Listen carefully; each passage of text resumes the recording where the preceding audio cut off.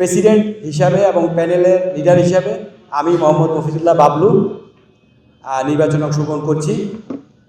এছাড়া আমাদের সাথে ইউনাইটেড ফোরাম থেকে মনোনীত আরও 6 জন প্রার্থী আছেন। ভাইস প্রেসিডেন্ট অ্যাডমিন হিসাবে মোহাম্মদ শাহানুর ইসলাম আমার ডান পাশে আছেন এবং vice president finance Monika Bhowmik আমাদের সাথে আছেন। এছাড়াও ভাইস প্রেসিডেন্ট হিসাবে আরও 4 জন আমাদের সাথে উপস্থিত আছেন। মোহাম্মদ মাসুদ খান, মোহাম্মদ ইকবাল হোসেন, মোহাম্মদ শাহ আলমগীর কবির এবং আরজু মিয়া রাজু।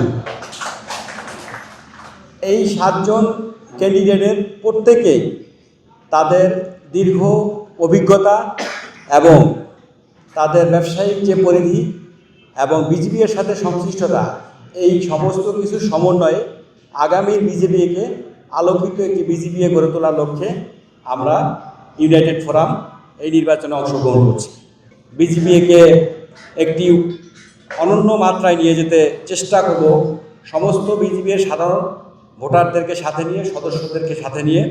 বিজেপির বর্তমান যে অবস্থা, সেই অবস্থা যেই ল্যাকিংস আমরা দেখতে পাচ্ছি তা হলো ঐক্য এবং পারস্পরিক সম্প্রীতি এবং শ্রদ্ধাবোধের জায়গায় কিছুটা গ্যাপ।